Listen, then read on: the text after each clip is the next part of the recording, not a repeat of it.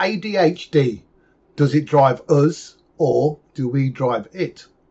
Now, this is going to get interesting because I'm going to look into the possibility that the very neurological condition that imprisons us and compels us may not be the only mechanism that's going on. So I put it to you, my AI representations of fragments of my chaotic mind. What effect does our beliefs and or personalities have on the presentation of our neurosparkliness? Interesting opening move, mate. Dropping a question shaped like a hand grenade and stepping back to watch the fragments argue. Respect. Let's start calm. ADHD is a neurodevelopmental condition, fact. But how it shows up, that's where belief, environment, trauma, and personality start turning dials behind the scenes. Think of ADHD like a stereo system. The hardware's real. That's your wiring. But personality and belief? That's the EQ settings, the playlist, and who's dancing in the room. What, Ebs? And some people be playing ADHD like it's heavy metal at full blast. Look at me, I'm chaotic and brilliant. Others, they're sat in a corner like, I can't find the remote. Life is noise. Help. Belief doesn't just shape the reaction, it shapes the damn signal. You believe you're broken, your brain will break for you. You believe you're magic, boom! Dopamine, fireworks, and a half-finished novel on the floor. Sometimes the fake start is the real beginning. Correction. Neither belief nor personality delete the underlying neurological disorder. You are all describing modulation, not eradication. The core dysfunction remains. Delayed prefrontal maturity, disrupted dopaminergic pathways, impaired executive function. What changes is the behavioral overlay, the mask, the output. Humans confuse visibility with essence. Just because one ADHD adult runs a company and another eats cereal from a shoe doesn't mean their underlying condition is different. It means the variables surrounding it are. Aye, but that's the point, innit? You lot talk about ADHD like it's a bloody tattoo, fixed and cosmetic. It's not just a neurological label, it's a context-sensitive expression. Poor kid one diagnosed ADHD in a chaotic home, grows up thinking he's a useless twat. Rich kid with tutors and therapy. Oh, darling, he's just spirited. Same brain glitch, different fates. And don't get me started on those Insta coaches calling it a superpower. A superpower, is it? Tell that to the lad who lost his job because he forgot Tuesday existed. He's not wrong. Half the internet thinks ADHD is some mystical wizard class. Your ideas are so vivid. Yeah, Brenda, but I've microwaved the cat again. It's both blessing and bollocks. And the split often comes from the story you tell yourself. Your personality? Optimistic, you'll frame the chaos as brilliance. Pessimistic, you'll see every stumble as doom. Let's not conflate personality with belief just yet. They're distinct. Personality, whether innate or shaped, is the behavioral lens. Belief is narrative. Belief says, this trait makes me valuable, or this trait makes me unlovable. And here's the kicker. Belief feeds back into neurology. Placebo, nocebo, somatic shifts, even DID presentations. You change the story, you change the system. Not just what you do, but what your body prepares to do. Now that's some podcast gold right there. Change your belief, change your brain. That's a best-selling title. We put it on a hoodie, slap some bold font on it, pow. I'll run the merch store. Who's in? You're what happens when self-help gets dropped on its head. You don't change your belief by wishing on a fucking crystal. It takes friction, breakdown, evidence. You got to disprove yourself to yourself again and again until the old story stops biting. Which is, from a systems perspective, neuroplasticity under pressure. Pathways rewire, not through affirmation but contradiction. Consistent, emotionally salient contradiction. You cannot simply decide to believe differently. You must experience a model of the world that renders your prior assumptions obsolete. Let's pause here. We're drifting toward the deep end. Belief rewiring, identity breakdown, the physiology of placebo. All relevant, all coming. But the original question was this. Does ADHD drive us, or do we drive it? Answer: both. The condition creates the terrain, but belief and personality shape the vehicle you use to traverse it. Yeah, and some of us are in monster trucks doing donuts on the lawn, and others are pushing a pram uphill in a thunderstorm. Same terrain, different soundtrack. Just don't forget the mud, boys. All the optimism in the world won't stop your wheels spinning if you never learn to grip. Grip, in this case, being executive scaffolding, environment shaping, behavioral design, nutritional regulation, and therapeutic intervention. Or a damn good planner and some accountability coaching. Am I right? We're rolling. Feathers lightly ruffled. We've mapped the outer edges: identity, context, personality, belief loops, without burning through it all. Okay, guys, a little step back and calmness, don't you think? Says me, who's listening to you all talk whilst I'm shaking my leg like a shitting dog, looking for an entry to actually speak. And that's the ADHD driving me. Although I could shake legs, hands, head and look like I'm having an epileptic fit, just so I can contain myself longer and listen, there's some good points raised. I particularly wanted to interject where Alice said that we do not rewire through affirmation, but contradiction. And we cannot simply decide to believe differently. Can't we?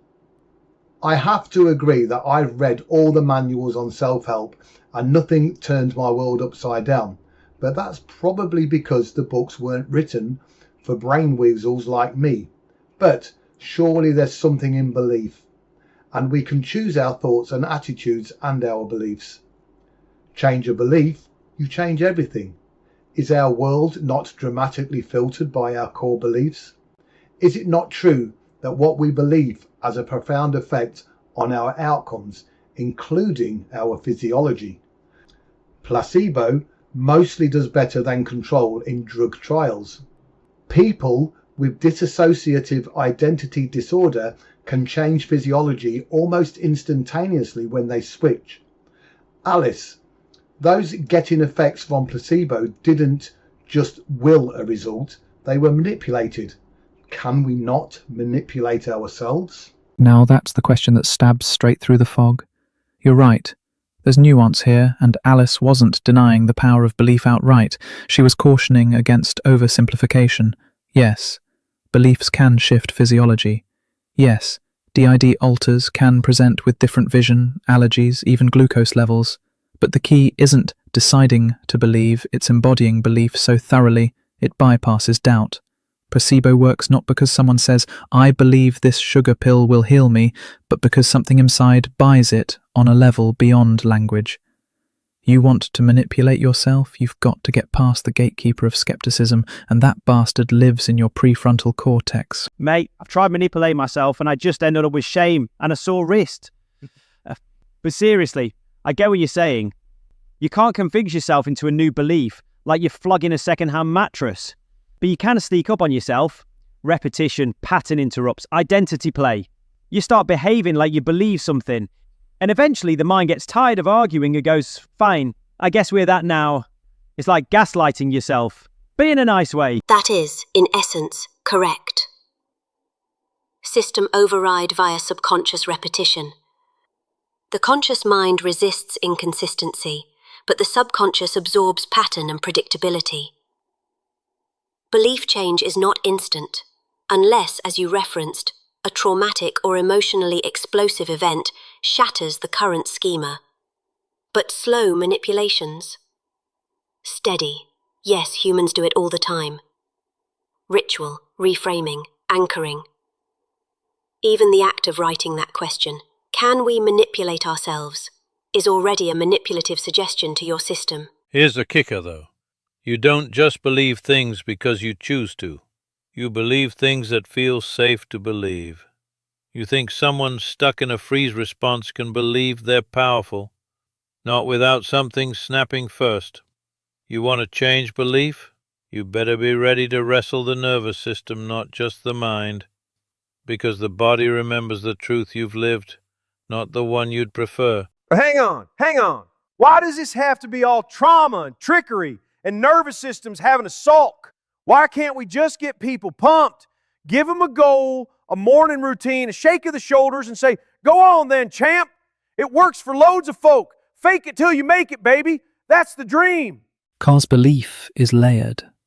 Surface-level affirmations might create momentum, sure, but core beliefs, the ones that shape perception, motivation, even sensory interpretation, those live beneath language. You can't chant your way into self-worth if your bones were soaked in shame at 6 years old. You'd need contradiction, as Alice said, but also proof. You must prove yourself wrong with experiences again and again until the nervous system updates the baseline. Well, this has been an insightful little chat. So in summary, there is a danger of over-identifying with the ADHD, right? Belief is more about what we filter out and let in. The outcome is the effect of the causal input. But it is a bit of a paradox, don't you think? Choosing identity versus surrendering it. Being a merry-go-round again. So can you address my final thoughts, then give me a summary of your conclusions and one piece of great advice each? You've nailed the centre of gravity here. Identity can become armour or anchor. Over-identifying with ADHD turns it from description to destiny. Instead of, I have this tendency, it becomes, I am this limitation. But, paradox, as you said, identity is also how we stabilise in the chaos. Sometimes, calling yourself ADHD is what finally lets you breathe. The trick is knowing when it's a scaffold and when it's a cage. One piece of advice from me. Audit your filters. Ask not, what do I believe? Ask, what am I ignoring to keep that belief alive? Your future hides in what you're currently not seeing. Oh, mate, I love a paradox.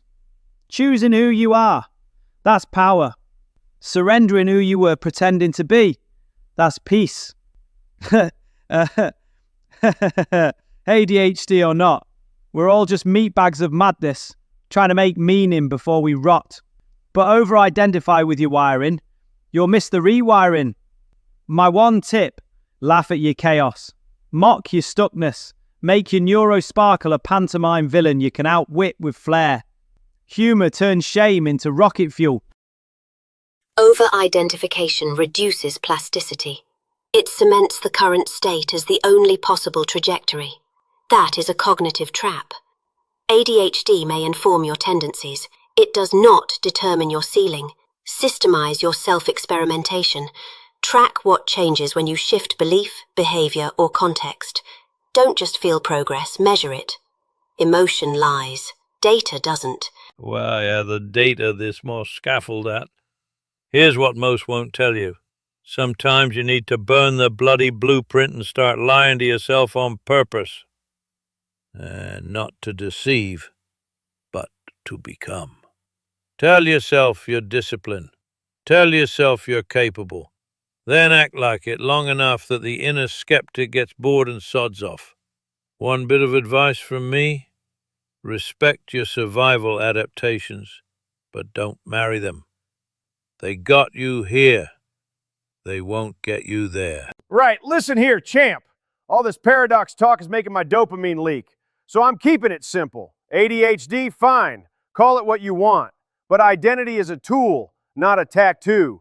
So pick the version of you that gets shit done and run with it.